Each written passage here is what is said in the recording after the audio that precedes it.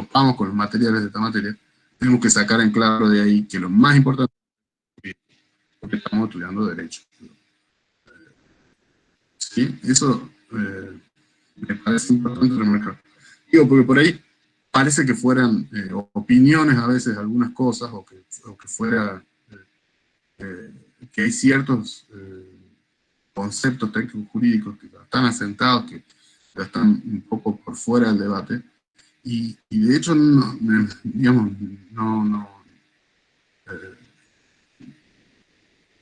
es decir, no se pueden utilizar los conceptos de una manera genérica, digamos, de una manera coloquial, si se quiere. No, los conceptos son conceptos jurídicos. Ustedes cuando dicen genocidio, tienen que pensar que hay cientos de libros escritos sobre genocidio. No es que nosotros les exijamos que ustedes sepan lo que es un genocidio, lo que no es, sí que dijo el Tribunal de Yugoslavia con relación a la región. No es que les pedimos eso, pero sí les pedimos que cuando se acerquen al concepto, entiendan que es un concepto jurídico complejo. Entonces lo traten en la medida en la que ustedes lo necesiten para el desarrollo de sus ideas. Es decir, de alguna manera que tengan en cuenta ese carácter técnico jurídico y el desarrollo conceptual, digamos, que va involucrado en cada una de estas cosas. Apátrida es una palabra que se usa coloquialmente, por supuesto, para hacer pero también tiene un contenido jurídico. Refugiado, lo mismo, es una palabra que se utiliza para, no tiene un contenido jurídico, está definida, hay cientos de personas que escriben sobre eso cotidianamente. Bueno, eso como una cuestión muy genérica. Y otra de las cuestiones, que quizás parezca anecdótica, pero no lo es porque lo vemos repetido año por año. Cuando ustedes abordan la jurisprudencia,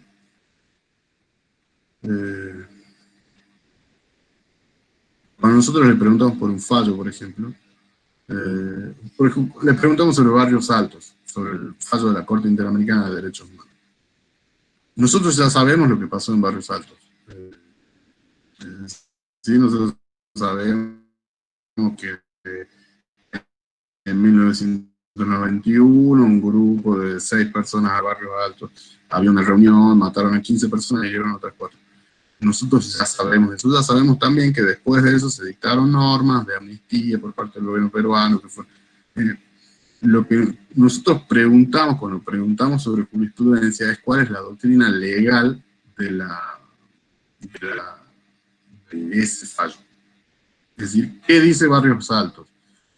La respuesta no es Barrios Altos, pasó en Perú una situación donde mataron una matanza de 15 personas, una masacre, y después unas leyes dictadas por Fujimori. Nosotros ya sabemos eso. Lo que queremos saber es si ustedes han entendido que lo importante de Barrios Altos es que la Corte Interamericana de Derechos Humanos dijo que las leyes de autoamnistía o que impidan el juzgamiento de autores de graves violaciones a los derechos humanos no son válidas a la luz de la Convención Americana, que son incompatibles con la Convención Americana. ¿Qué dice Barrios Altos? Eso es lo que dice Barrios Altos. Barrios Altos dice que toda ley de autoamnistía, caducidad de la acción penal, excluyente, genérica lo que fue, de indultos o demás, que impidan el enjuiciamiento y la sanción de responsables de graves violaciones a los derechos humanos, no son válidas a la luz de la Convención Americana de Derechos Humanos. Eso es lo que dice Barrios. ¿Sí? Entonces, y Simón, ¿qué dice? Bueno, Simón dice que el fallo de la Corte Suprema de Justicia de la Nación, ¿qué dice? Simón toma Barrios Altos y dice, lo que dice la Corte, nosotros como Estado signatario de la Convención Americana, Argentina como parte de la Convención Americana de Derechos Humanos, estamos obligados a respetar y garantizar los derechos, cumplir con el artículo 1.2 de la Convención Americana, y por lo tanto nosotros no podemos utilizar nuestro derecho interno. Hay un compañero que decía, que marca muy bien la Convención de Viena, nosotros no podemos usar nuestro derecho interno para desconocer un derecho humano. Entonces, las leyes de obediencia de vida, punto final, los decretos de indulto, la Corte dice, la Corte Suprema de Justicia de Argentina dice, nosotros en esta situación, después del fallo de Barrios Altos de la Corte Interamericana, no podemos avalar su valor, o sea, no podemos permitir que siga produciendo efectos, esas leyes no pueden tener ningún valor y no pueden impedir el juzgamiento de responsables de graves violaciones de derechos humanos. Eso es lo que dice Simón. Entonces Simón sabe, lo que nosotros queremos saber como docentes, nosotros y nosotras, es que ustedes han entendido que Barrios Altos siente esa doctrina y que la Corte Suprema de Justicia de la Nación, en Simón y en los fallos posteriores que se van dando, toma esa doctrina y la aplica a la Argentina. Así de simple, solamente para decir esto que yo estoy diciendo, hay un montón de desarrollo teórico y técnico que se puede hacer desde distintas perspectivas, la que ustedes quieran, pero eso es lo que nosotros esencialmente queremos saber cuando le preguntamos sobre fallos, cómo se inscriben esos fallos en el tiempo y qué es lo importante de cada fallo.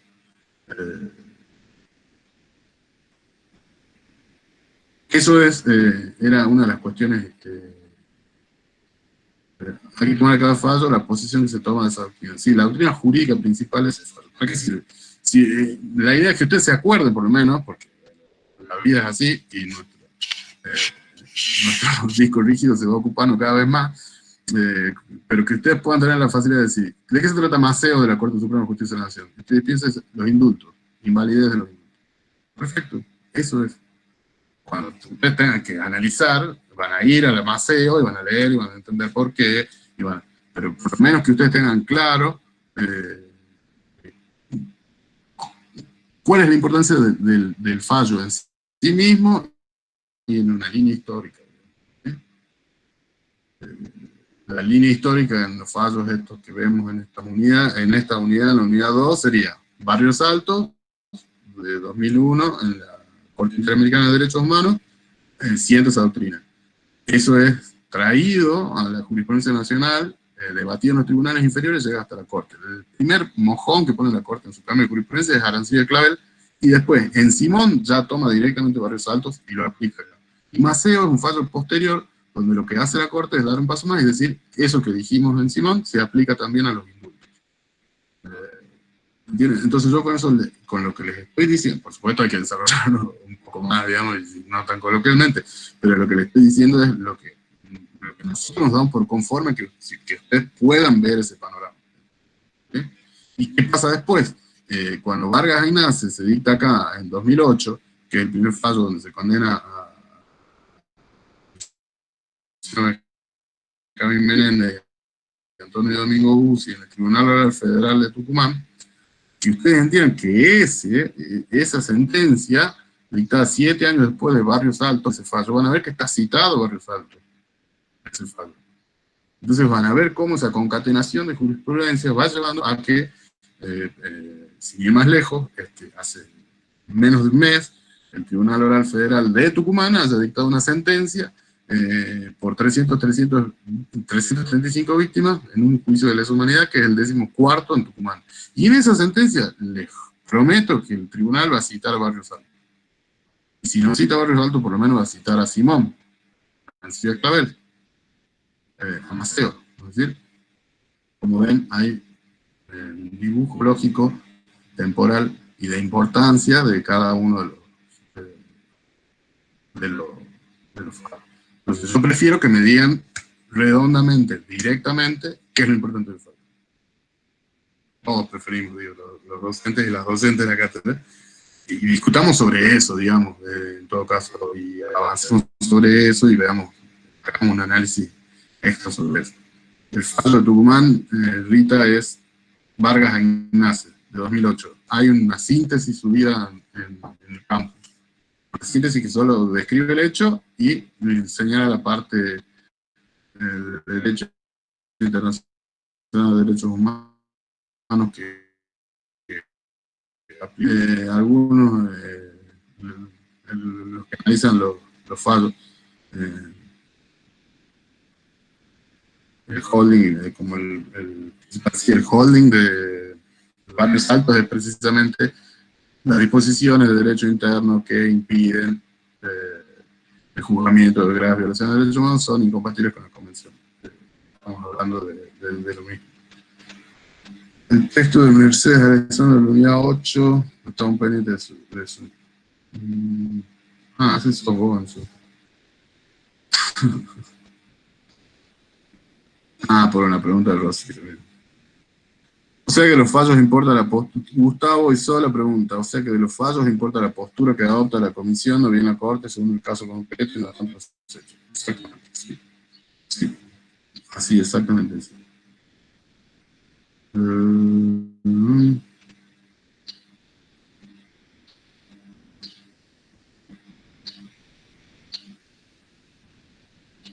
Bien. Eso es lo que tengo. Hay algunos trabajos prácticos excepcionales del nivel que es de posgrado.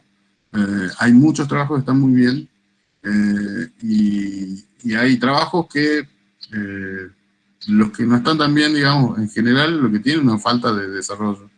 No hay trabajos sumamente equivocados, sumamente erróneos, digamos. O sea, está bueno eso también. A veces falta desarrollo conceptual, desarrollo teórico y demás. Pero para mí ha sido un enorme, pese a que ustedes dirán, ¿quién quiere leer 152 trabajos prácticos en 2 días y medio? ¿Qué clase de tortura es esa? A mí me da muchísima satisfacción leer trabajos de 180 estudiantes de la Facultad de Derecho y Ciencias Sociales de la UNT de Tucumán, que han leído los textos y tratan de ponerlo en camino lógico y de reflexionar sobre ello. Para mí es una gran satisfacción, un enorme placer leerlo, y por eso me he tomado el trabajo también de hacerle, aunque sea pequeñas, breves devoluciones a cada cual, para que puedan servir sobre todo con vistas al parcial, digamos.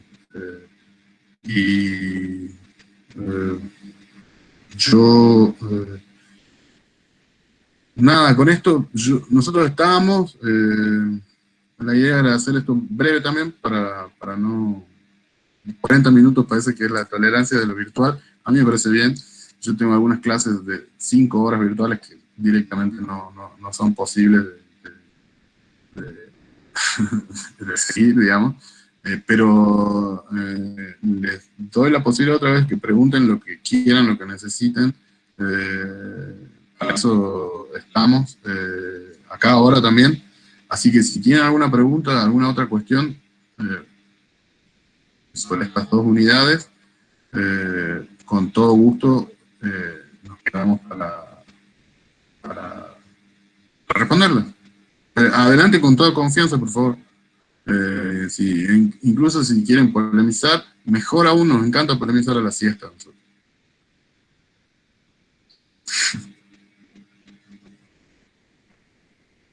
Con Enzo preparamos, él dice algunas cosas, yo me enojo, tenemos como un guión por si nadie se anima a pelearse, digamos.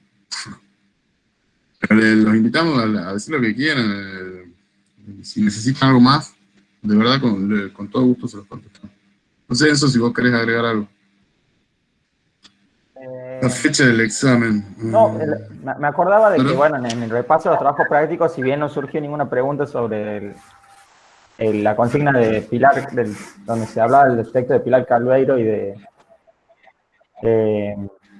Primo Levi, no sé si hay algo interesante de los trabajos prácticos que querías resaltar en eso, como para que el resto... La verdad que algunas... a mí me hicieron reflexionar muchísimo las respuestas a esa pregunta del práctico. Las respuestas son, creo que la próxima vez el año que viene, supongo que ya estaremos presenciales, no quiero decir nada para no atraer la mala suerte, pero con suerte estaremos presencialmente para discutir esto y no por esta vía, pero si estuviéramos por alguna razón de esta manera virtual, creo que preguntaría mucho más sobre ese tipo de trabajo porque las respuestas han sido realmente muy buenas. Bueno, para los que no les tocó y no pudieron todavía leer los trabajos, Primo Levi, un sobreviviente de Auschwitz, que hace un relato en primera persona de esa experiencia, y Pilar Calveiro es una científica política argentina, que también es sobreviviente del centro clandestino de detención de nuestro país y relata esa experiencia. La invitación de la pregunta del trabajo práctico era hacer dialogar esos textos y ver qué tienen en común y qué tienen diferencias. Tienen muchísimas, pero se los invitaba a que elijan algún punto que les haya llamado particularmente la atención y lo desarrollen. La verdad que los trabajos están muy bien y son muy interesantes. Yo creo que solo leer el texto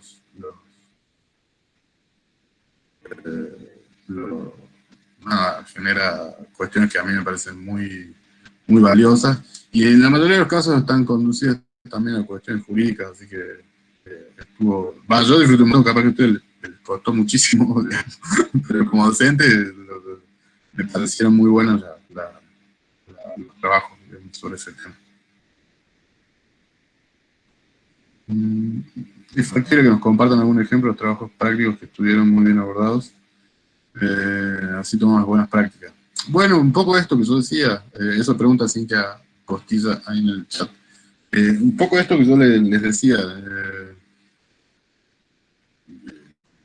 es lo que se valora, digamos, la precisión técnica, jurídica, conceptual, y la capacidad de reflexionar sobre eso. Eso es lo que se valora. Es un trabajo que tiene muy bien, es un trabajo desarrollado de forma sólida, solvente, sobre el tema que se consulta, y un trabajo que está por encima de muy bien, además reflexiona sobre eso un poco, digamos, o relaciona con otros temas, digamos. También es algo muy difícil de hacer, atrevido también, y que si uno lo hace bien, tiene buenos resultados. Eso es lo de... Sí, por ahí, Rita, no sé, la idea del trabajo práctico es un control de lectura más que nada, y poder brindarles también la posibilidad de esta posibilidad y de las devoluciones, de señalarles por ahí cosas que yo me acuerdo, una alumna que aprobó el año pasado, en libre, que yo me daba cuenta que estudiaba muchísimo, pero que estudiaba mal. No. Yo entendía que había leído el texto, pero no sabía, bueno. Entonces, con 3 correcciones de una mesa a la otra, me pasó de sobrado a sacarse, no sé, creo que sacó 9 o 10. Ahí también es cuestión de eso, y ahora tienen además el desafío de adaptarse a esta modalidad de rendida. Así que un poco la guía también va por ese lado. Es decir, cuando nosotros leemos, que no es lo mismo que escucharlo, cuando leemos, qué nos importa leer, es lo que a ustedes más les sirve, digamos, para que les vaya bien, digamos. Un examen por ahí escrito con tiempo, que es como van a ser los parciales, van a tener un determinado tiempo, vayan al punto y demuestren que han entendido lo que les preguntamos. Ese es el principal consejo, digamos, ¿cuál es el punto? Este es el punto. Si tienen tiempo, reflexionen sobre eso, pero vayan al punto, háganlo de manera más técnica posible, y les prometo que les va a ir bien.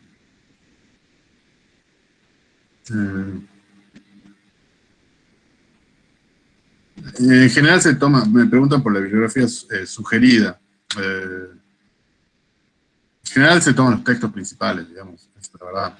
Si ustedes adornan un razonamiento, una línea argumental con una bibliografía sugerida, y bueno, ya saben que va a quedar muy bien, digamos. Sí, o sea, uno sí nota que el alumno ha leído, la alumna ha leído, está interesado, y eso se premia, claro que sí.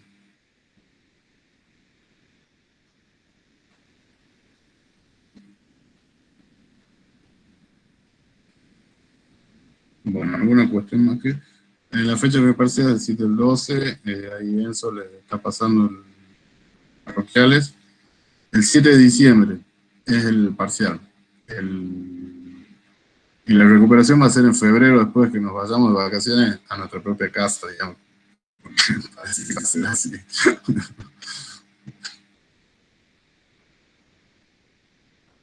Bueno, Hay algún punto de donde leer todas las posturas de la Corte. Mariela, ¿en qué tema? ¿En este?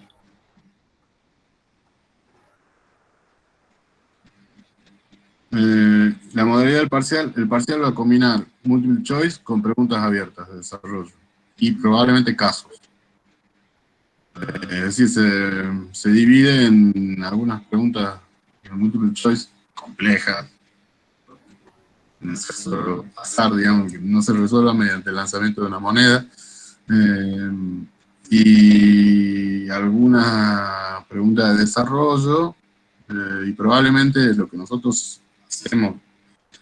Yo siempre digo que están esas personas que a lo largo del tiempo van rastreando cómo toman los parciales las cátedras. Siempre hay alguien en la facultad que lleva un registro histórico así de qué toman en la cátedra. Bueno, ese registrador histórico de la forma en que nosotros tomamos los exámenes sabe que a veces hacemos un caso en 3 o 4 líneas y les pedimos un posicionamiento jurídico con relación a ese caso. Por ejemplo, en lugar de preguntarles directamente qué dice Barrios Altos, yo diría,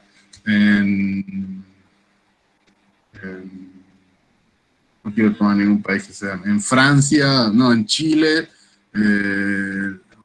o algo que pasó en la vida real, en Bolivia, el gobierno de Bolivia, cuando fue el derrocamiento del presidente Morales el año pasado, dictó una norma por la cual los policías y militares que participaban de la represión de algunas actividades de protesta que se habían desarrollado no podían ser llevados ante los tribunales penales por esos hechos. Pregunta, ¿es válida esa norma? De razones. Ese es el tipo de caso. Si ustedes, si ustedes están filosos como ahora, van a decir, pero ahí se aplica Barrios Altos, esa norma no puede tener valor. Perfecto, así, ese es el reloj de los casos. Son casitos, digamos, o sea, casos de pocas líneas, que ustedes tienen que relacionar con lo que saben, con lo que ya aprendieron. Materia que nos dio. ¿Usted piensa que los juicios de Nuremberg se inician lo que podemos denominar juicios por lesa humanidad? La pregunta de Mariana Borges. No es que yo piense, es que sí, la primera aplicación por parte de un tribunal penal, no estamos hablando de un tribunal de derechos humanos, sino de una corte penal, de la categoría de crímenes de lesa humanidad. Los juicios de Nuremberg son los primeros. No se tratan violaciones de derechos humanos en Nuremberg. En Nuremberg se trata de guerra de agresión por un lado y crímenes contra la humanidad y genocidio por el otro.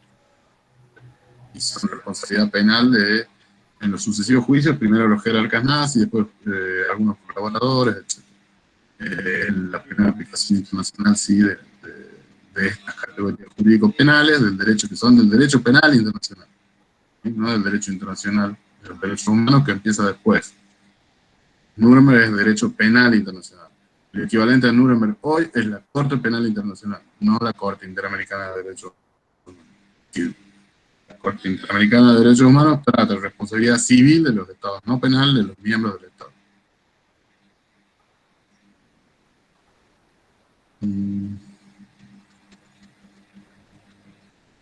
No terminé de entender lo que hablaron de los grupos que formaron.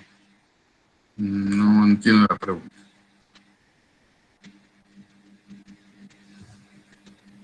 tal vez sea de algún grupo de WhatsApp que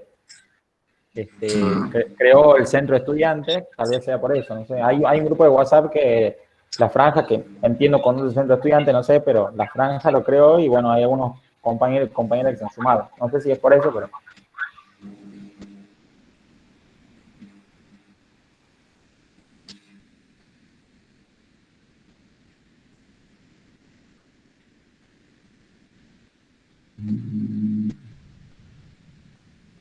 Bien.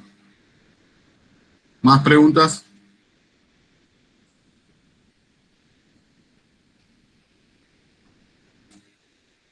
No, decidimos ahora por ser esta primera unidad y para que nos vayamos acostumbrando todo al formato, que los trabajos iban a ser individuales, pero es probable que más adelante se haya trabajos prácticos para hacer en grupo.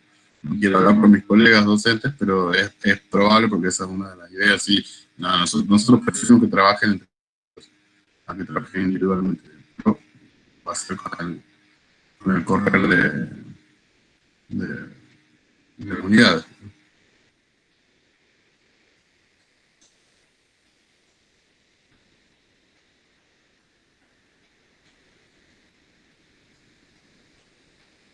Bueno, me están metiendo en mi tema, que es Derecho Penal Internacional. No sé si todos vieron El Contador de Auschwitz, que es una de las películas ahí recomendadas.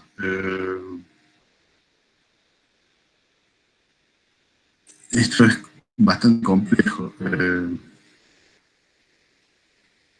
Quienes tenían el control de los detenidos eran tan responsables como quien tenía el mando. Sí. Son todas categorías penales, jurídico-penales. Hay diferentes tipos de participación penal en el derecho penal nuestro y en el derecho penal internacional. Es decir, hay autoría, coautoría, hay autoría por dominio de la voluntad en virtud del aparato organizado del poder, autoría inmediata, hay complicidad primaria, complicidad secundaria, anterior, posterior al hecho, hay muchos formatos, digamos, de autoría y de cooperación al hecho de otro. No solo en Nuremberg, sino después en todo el desarrollo del derecho penal internacional se analizan todos estos casos, y en los juicios de Argentina, que son el proceso de acercamiento más amplio de delitos de la lesa humanidad en el mundo, se han desarrollado ampliamente todos los debates con relación a las diferentes formas de autoría y participación en este tipo de crímenes. Pero no tiene exactamente que ver con derecho internacional, derechos humanos. Digo no exactamente porque lo que sucede es que los crímenes de lesa humanidad en esta cara son de la otra cara. Los crímenes de lesa humanidad, digo, son en la otra cara graves violaciones de los derechos humanos. Son las dos cosas al mismo tiempo. ¿Sí? Evento. Se mata a 1000 personas. Eso puede ser un crimen de lesa humanidad, claramente sí, y al mismo tiempo son graves violaciones de derechos humanos. Entonces, si el Estado no investiga, va a estar incumpliendo con sus obligaciones en base a los tratados de derechos humanos. ¿Sí? Si lo investiga, tiene que aplicar las normas del derecho penal internacional también y tratar esos hechos como crímenes de seguridad.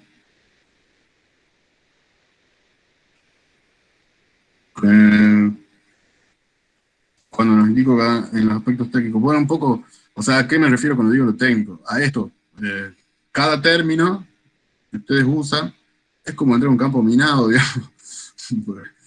No es que nosotros les exijamos que conozcan todos los textos, pero ustedes dicen, quizás, crímenes de lesa humanidad y delitos de lesa humanidad de la misma forma, y hay gente que ha escrito libros diferenciando una cosa de la otra o que se pelea. Entonces, hay que tener cuidado con los conceptos jurídicos, digamos, no hay que estirarlos ni tomarlos a la ligera. Hay que ser lo más preciso que se pueda, técnicamente, hablando. Por ejemplo, ya que hablamos tanto de barrios altos, no es lo mismo decir, porque uno por ahí coloquialmente dice, que los países no pueden dictar normas de autoamnistía. No es eso lo que dice la Corte. Lo que dice la Corte es que toda ley de autoamnistía es incompatible con la Convención Americana y por lo tanto no puede tener efecto.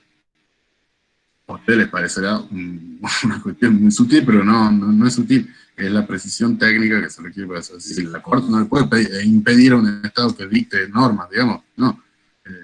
Lo que el Estado sabe que si dicta una norma contraria a la Convención Americana, incurre en responsabilidad internacional. Y después van a ir a la Corte Interamericana, la Corte va a decir, lo va a condenar al Estado argentino por haber dictado una norma en contra de lo que dice la disposición de la Convención Americana. A eso me refiero, a esa cuestión. Entonces, más vale algo, más vale ser económico en los conceptos y no utilizarlos cambiados, digamos, o de manera coloquial. Más vale pisar sobre seguro que salirse por ahí de un poco de lo que, bueno, que lo que está en los textos y los fallos que son lo básico, digamos, para esto. Gladys dice, aunque los delitos de los grupos terroristas que actúan en Argentina a partir de los 70 no se han declarado la deshumanidad, ¿por qué no son juzgados como violaciones de derechos humanos? Bueno, ahí está un poco lo que decía recién, es que las graves violaciones de derechos humanos son una categoría que no tiene que ver con la responsabilidad penal individual de quienes realizan esos hechos, sino con la responsabilidad internacional del Estado argentino frente a organismos internacionales, digamos. En cambio, los delitos de lesa humanidad sí tienen que ver con la responsabilidad penal de las personas que llevan adelante esas conductas. Acá no solo en Tucumán y en otros lugares se plantearon en los tribunales federales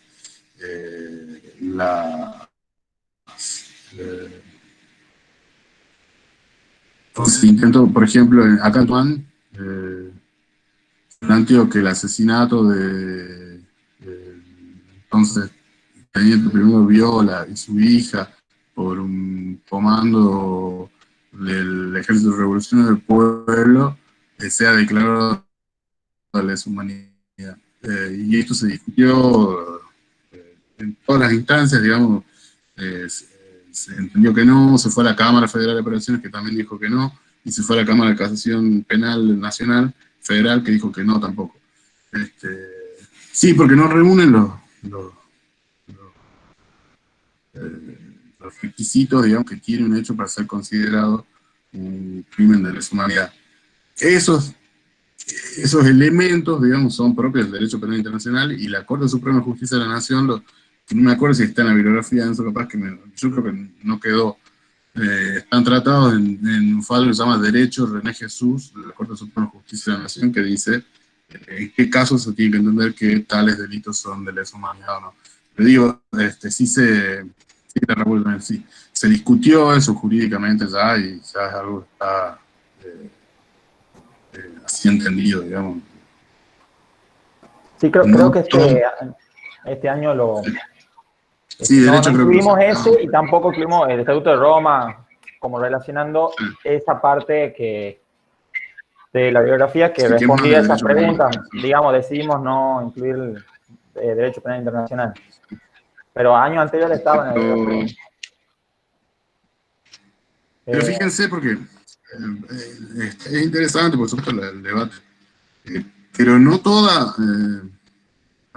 hecho aberrante implica graves violaciones a derechos humanos.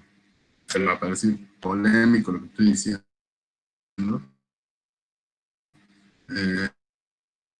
Pero en realidad no es así.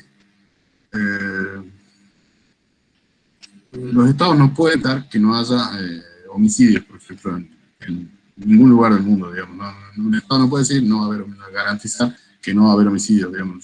Nadie puede garantizar que yo salga a la calle y pase a alguien y con una bala perdida me mate.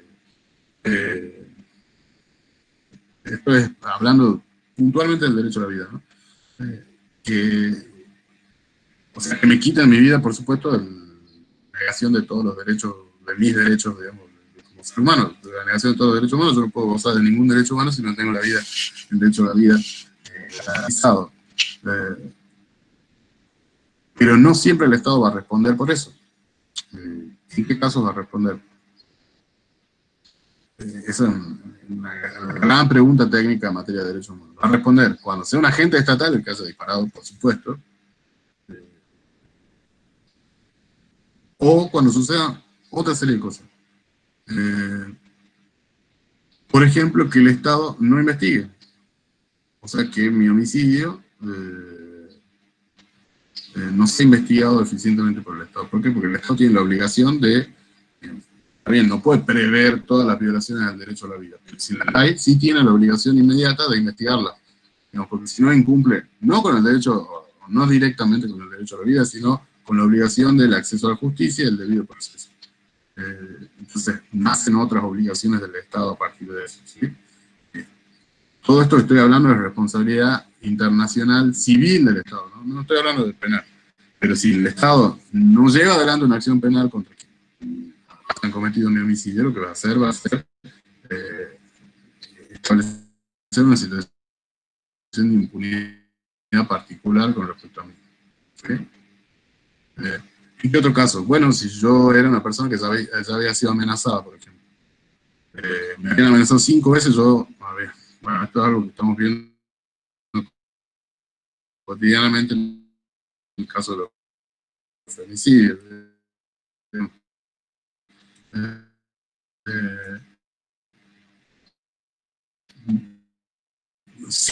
5 veces fue a denunciar lo que le estaba pasando y no sé, de matar razonadísimo para salvaguardar especialmente la vida de esa persona. Aún así, y la matan, y para que su testimonio. El Estado es responsable, y si sabía que esa persona estaba en esa situación y no hizo lo necesario para proteger su vida, también es responsable. Cuando digo también es responsable, a ver, es responsable si yo llevo adelante una acción y tengo éxito en la acción. Porque yo, por ahí escuchamos mucho a los abogados decir públicamente, voy a ir hasta la Corte Interamericana de Derechos Humanos. Bueno, no todo tema puede ir a la Corte Interamericana de Derechos Humanos, claramente. También hay que ser cuidadosos, digamos, porque dice, y si me dice que no, el juez de primera instancia, voy a ir a la Comisión Interamericana de Derechos Humanos para que le ordene que, bueno, no funciona tan así, es una cuestión técnica y la verdad que es muy interesante de investigar eh, y de conocer técnicamente temas y subtemas para tratar más, porque es muy interesante todo. Te digo, vuelvo a la recomendación, todo es técnico, todo es conceptual, todo es jurídico. Y en el punto en el que nos salimos de ese marco, ya empiezan a ser opiniones y cuestiones sobre las cuales es difícil encontrar un punto de acuerdo. Digamos, hoy por hoy está de moda, eh, digamos, el mero disenso, pero el disenso mismo. No es ese campo de discusión y reflexión, sino técnico, digamos, el técnico jurídico y cómo se forman esos conceptos, cómo se van formando a lo largo del tiempo, cómo van cambiando, cómo van evolucionando, e incluso cómo están siempre en tensión entre avanzar y retroceder, o puestos en crisis, digamos, por situación. Bueno,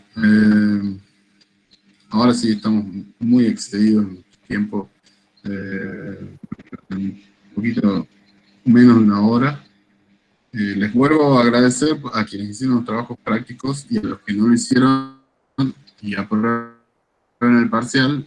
Les recomiendo que los hagan, eh, porque a nosotros sí nos sirve mucho para humanizar un poco esta situación en la que estamos, digamos, y conectarnos de alguna forma en, en esta cosa tan despersonalizada que nos tenía que tratar. Así que bueno, ha sido un gusto leerlos primero y bueno, y ahora poder verlos un poco y escucharlos también acá. Lo que necesiten también se pueden conectar por mail o por el campus. Nosotros estamos a disposición para acompañarlos también y tratar de que nada de esto de acercarnos un poco y que a ustedes les sirva también y puedan tener contacto con los docentes, digamos que lo que más queremos nosotros es eso. Y así que bueno, muchas gracias, un gusto verles, espero que estén muy bien, cuídense mucho, está complicada la cuestión, así que no dejen de cuidarse y de cuidar también a los demás. ¿Mm? Bueno.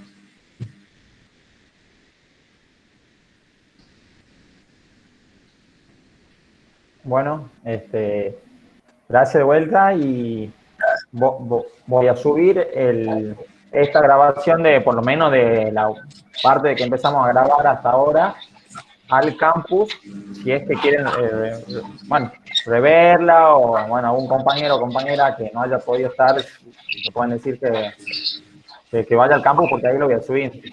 Así que, bueno, eso, y bueno, gracias. Muchas gracias, Bueno, doctor. es decir,